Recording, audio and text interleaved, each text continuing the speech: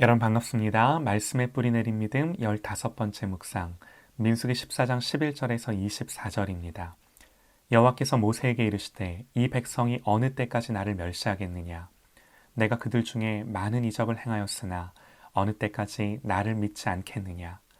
내가 전염병으로 그들을 쳐서 멸하고 내게 그들보다 크고 강한 나라를 이루게 하리라. 모세가 여호와께 여짜오되 애굽인 중에서 주의 능력으로 이 백성을 인도하여 내셨거늘 그리하시면 그들이 듣고 이 땅 거주민에게 전하리이다. 주 여호와께서 이 백성 중에 계심을 그들도 들었으니 곧 주 여호와께서 대면하여 보이시며 주의 구름이 그들 위에 섰으며 주께서 낮에는 구름 기둥 가운데에서 밤에는 불 기둥 가운데에서 그들 앞에 행하시는 것이니이다. 이제 주께서 이 백성을 하나같이 죽이시면 주의 명성을 들은 여러 나라가 말하여 이르기를 여호와가 이 백성에게 주기로 맹세한 땅에 인도할 능력이 없으므로 광야에서 죽였다 하리이다. 이제 구하옵나니 이미 말씀하신 대로 주의 큰 권능을 나타내옵소서.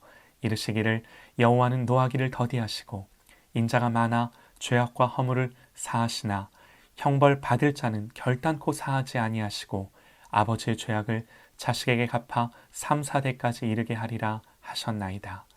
구하옵나니 주의 인자의 광대하심을 따라 이 백성의 죄악을 사하시되 애굽에서부터 지금까지 이 백성을 사하신 것 같이 사하시옵소서.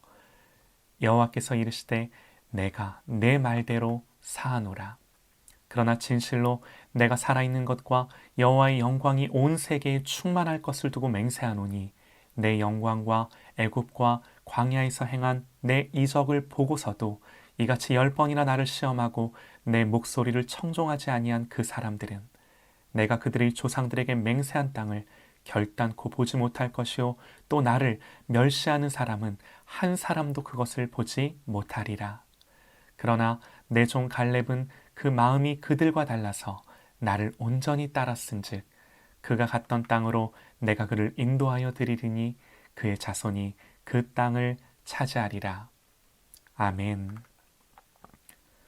창세기가 세상의 시작과 죄와 타락을 이야기하고 출애굽기가 하나님의 구원과 회복을 말하고 레위기는 어떻게 그 구원받은 백성이 삶을 살아야 하는가 하는 것을 가르쳐주는 책이라면 민수기는 어떤 책인가요? 광야에서 이제 하나님의 백성으로 거룩하게 살아야 하는 이스라엘 백성의 실제 삶을 보여주는 책이다 할 수 있습니다. 우리말로 민수기 그러면요, 백성 민자에 새말 숫자를 쓰는데요. 민수기에 2번이나 인구조사가 나오는 데서 그 제목이 유래했습니다. 그런데 히브리어 성경에서는 이 민수기의 제목이 베미드바르, 그래서 광야에서 그런 뜻인데요. 이 광야에서라는 제목이 더욱더 민수기의 내용을 잘 보여주지 않나 하는데요.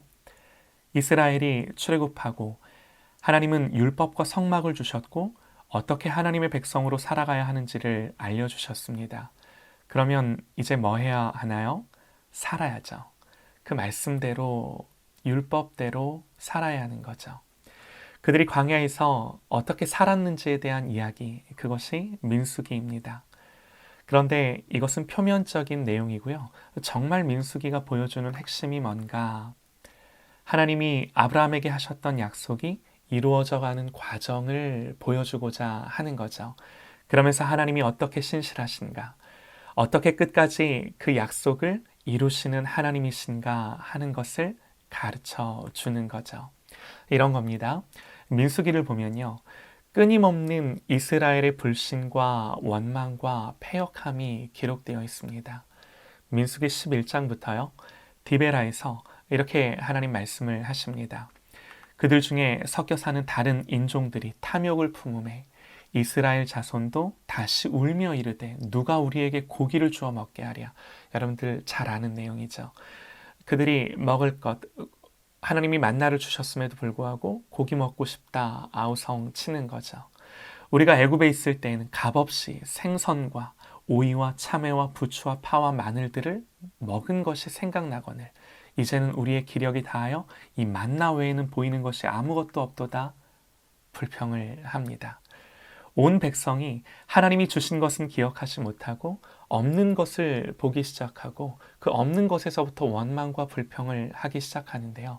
처음에는 몇몇 사람이었겠죠. 그러나 이내 전염병처럼 온 백성에게 원망과 불평이 퍼져나갑니다. 또 민수기 13장에서요. 우리가 익숙하게 알고 있는 정탐꾼 사건, 12명의 정탐꾼이 가나안을 보고 돌아옵니다. 그들의 보고가 어땠습니까?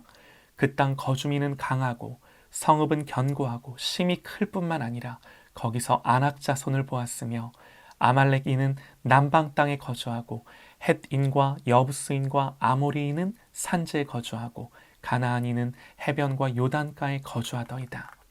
갈렙이 모세 앞에서 백성을 조용하게 하고 이르되 우리가 곧 올라가서 그 땅을 취하자 능히 이기리라 하나 그와 함께 올라갔던 사람들이 이르되 우리는 능히 올라가서 그 백성을 차지하지 못하리라.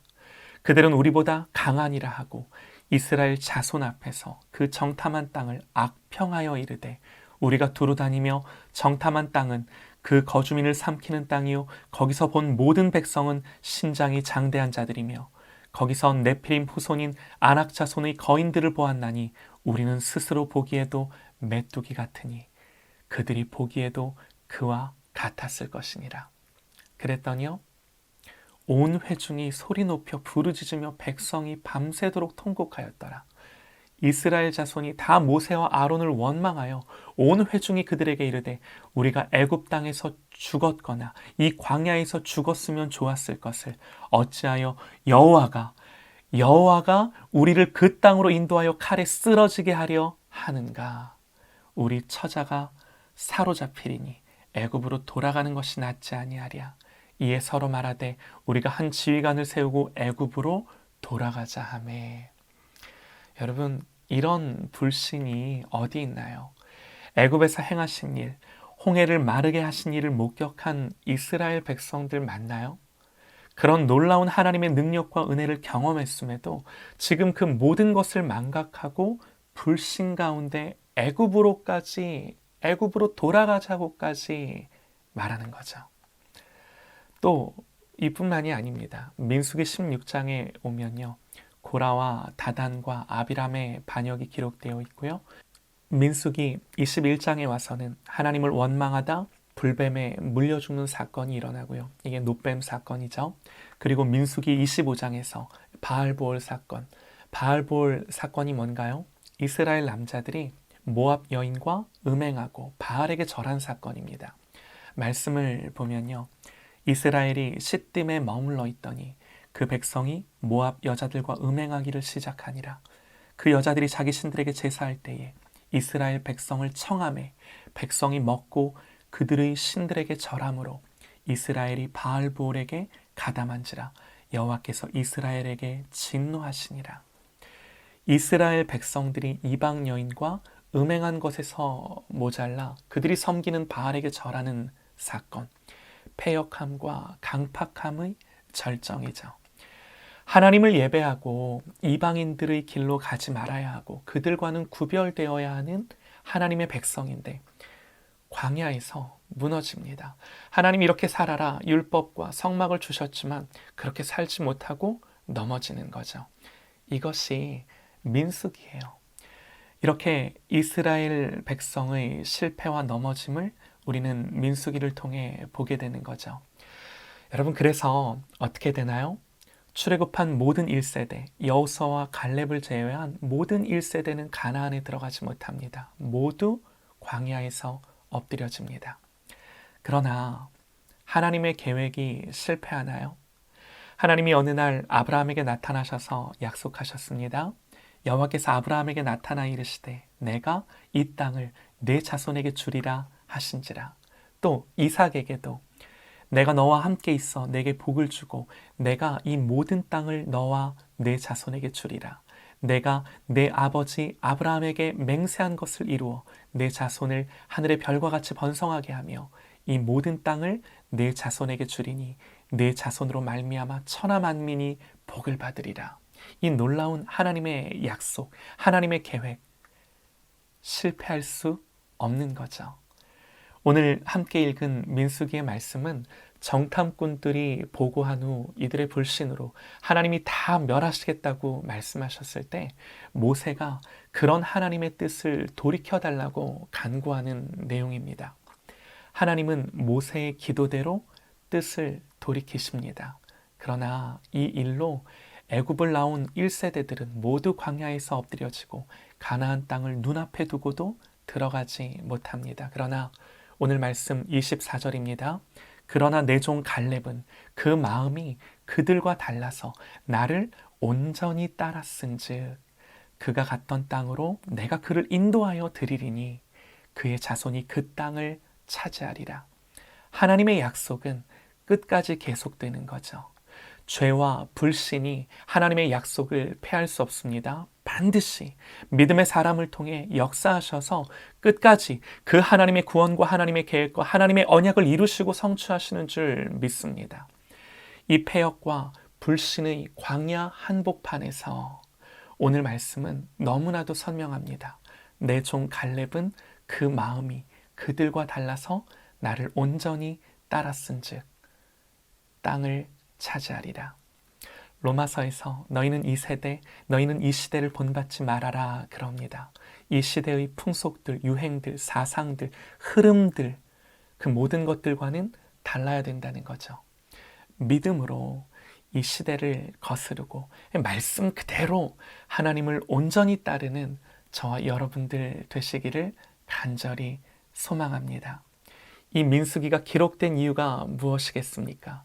이 조상들의 이 전철을, 역사를 반복하지 말라고.